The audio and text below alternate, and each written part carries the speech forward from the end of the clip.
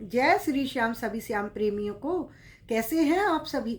आशा करती हूँ मेरे बांके बिहारी जी की कृपा से आप सभी कुशल होंगे। आजकल सभी लोग बोलते हैं कि हम आध्यात्म के रास्ते पर चल रहे हैं, हम आध्यात्मिक हैं, स्पिरिचुअल हैं, डिवोशनल हैं। लेकिन मैं पूछना चाहूँगी कि आपको पता है आध्यात्मिक होना क्या है? आध्यात्मिक परिपक्वता क्या है? आज बात करती हूँ इसी विषय पर।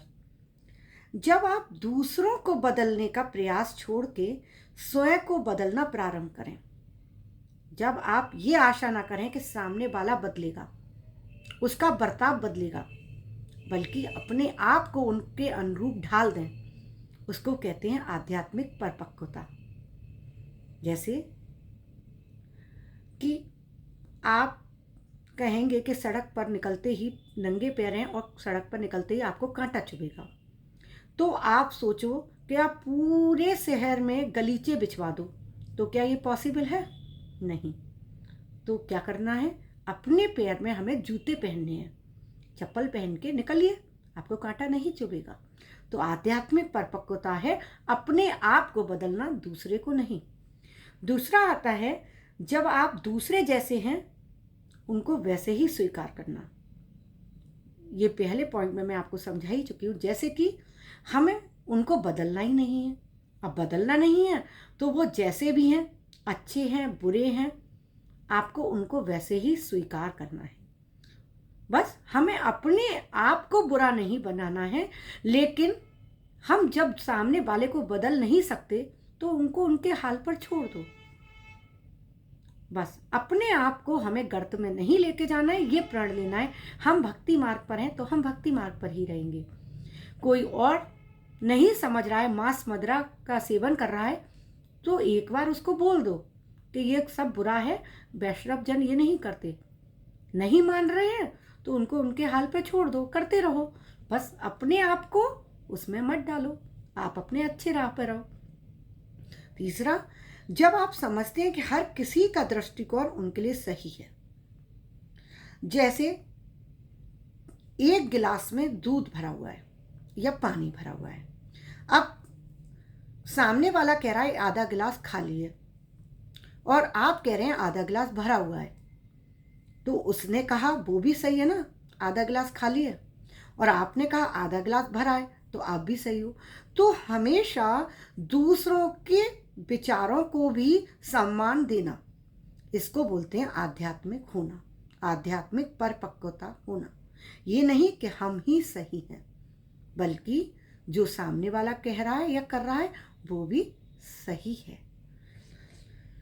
जब आप सबके सारे संबंधों से अपेक्षाएं करना खत्म कर दो, संबंध सबसे है लेकिन अपेक्षा किसी से नहीं, तो समझो आप आध्यात्मिक हैं। मोह नहीं रखना है किसी से। मैंने आपको जैसे जड़ भरत जी की भी कहानी सुनाई। जड़ भरत जी एक पिछले जन्म में, अपने पूर्व जन्म में राजा थे। उन्होंने मोह किया मृग से, मृग के बच्चे से, तो मृग योनि में पैदा हुए। तो जब मृग योनि से मुक्त हुए तो उन्होंने दूसरा जन्म मिला ब्राह्मण पुत्र का, तो उन्होंने उस जन्म में फिर सारे संबंधों से विरक्त ले लिया, विरक्त हो गए, मोह त्याग दिया। अपने पिता से, माता से, भाइयों से, बहनों से, संसार से, किसी से भी नहीं। सबके सामने एक अबोध बालक की तरह रहने लगे कि मुझे तो कुछ ज्ञान ही नहीं है। इसीलिए उनका नाम पड़ा जड़ भरत। तो किसी भी संबंध से अपेक्षा नहीं करनी है, किसी भी संबंध से मोह नहीं करना है, इसका नाम है आध्यात्मिक परिपक्वता। जब यह जानकर कि कर्म करते हैं और जो भी कर रहे हैं वह दूसरों के लिए ना होकर हम अपने लिए कर रहे हैं, तो इसको बोलते हैं आध्यात्मिक परिपक्वता। इसको कैसे समझेंगे? जैसे आप कुछ भी काम कर रहे हो तो वो काम क्यों कर रहे हो? जैसे कोई स्त्री है या पुरुष है, पुरुष बाहर काम कर रहे हैं, स्त्रियां अपने घर में काम कर रही हैं, या स्त्रियां भी बाहर काम कर रही हैं, तो आप उन चीज़ों से इरिटेट होकर कि ये काम मैं कर रहा हूँ, मैं ही क्यों कर रहा हूँ, मैं ही क्यों करूँ। जब ये करना बंद कर देंगे और ये सोचेंगे ये कर्म मैं जो भी कर रहा हूँ ना, ये अपने लिए कर रहा हूँ, अच्छा या बुरा। किसी की आप सेवा कर रहे हो तो ये आप उसके ऊपर एहसान नहीं कर रहे। भगवान कहते हैं याचक बनना बहुत बड़ी बात है।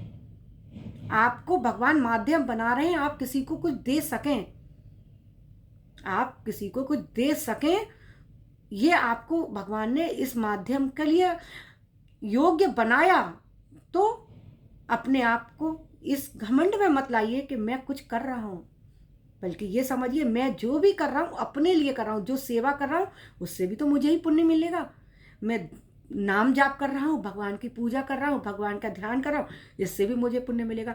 जो मैं कर्म अच्छे कर रहा हूँ उससे अच्छे कर्म के प्रभाव से मेरी संतान योग्य बनेगी, मेरी संतान योग्य बनेगी तो सत्संगी बनेंगे, वो मेरे लिए भी मुक्ति का साधन बनेगा, मेरी पीढ़ी दर पीढ़ी अच्छी बनेगी। तो हर कर्म के पीछे अपना खुद का जब हम हित समझने लगते हैं तो हम कभी कुछ बुरा नहीं करते। अगर आपको स्वयं पर भरोसा रखने के लिए, आत्मविश्वास बढ़ाने के लिए दुनिया के लोगों की तारीफ की जरूरत ना हो, आप कुछ भी काम करो पर एक्सपेक्टेशन ना हो। आपको ये ना हो कि आप कुछ भी करेंगे तो लोग आपकी तारीफ करें, तो आप आध्यात्मिक हैं। जब आपके मन में ये लोभ रहा यश पाने का लोभ होगा ना, तो आप आध्यात्मिक कभी हो ही नहीं पाएंगे। आप गीता पढ़िए, भगवान यही कहते हैं अपनी इच्छाओं को नियंत्रित करने का नाम ही आध्यात्मिक होना है। अपनी ज्ञानेंद्रियों को, अपनी इच्छाओं को नियंत्रित करने का नाम ही आध्यात्मिक परिपक्वता है।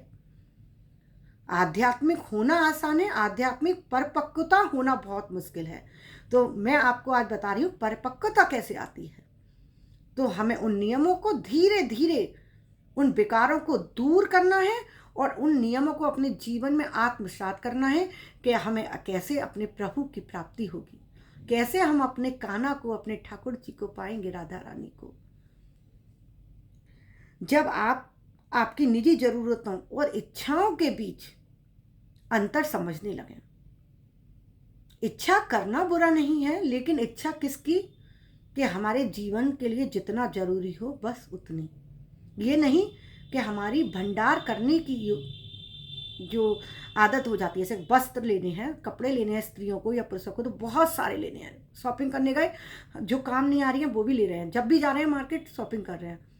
ये आदत नहीं। अपनी इच्छाओं में और ज़रूरतों में अंतर करना सीखना आध्यात्मिक परिपक्वता है। यदि आपके पास इतना है कि अपनी ज़रूरतों के बाद भी आपके पास कुछ है, तो उससे सेवा कीजिए, धर्म के कार्य में लगाइए, पुण्य के काम कीजिए। ये है आध्यात्मिक परिपक्वता। अपने लिए, अपने परिवार का पालन पोषण करने के बाद जो आपके पास बचता है उसको दान पुण्य में अवश्य थोड़ा लगाना ही आध्यात्मिक परिपक्वता है। कैसी लगी आपको ये आज की मेरी वैचारिक विषय? आशा करती हूँ बहुत कुछ अच्छा भी लगा होगा, और अच्छा लगा हो तो कृपया कमेंट करके ज़रूर बताइएगा। और जिसने अभी मेरा इस चैनल लाइक और सब्सक्राइब नहीं किया है तो प्लीज़ लाइक और सब्सक्राइब जरूर कर दीजिएगा। अभी के लिए विदा लेती हूँ, मेरे चैनल को लाइक और शेयर भी जरूर करिएगा। राधे राधे।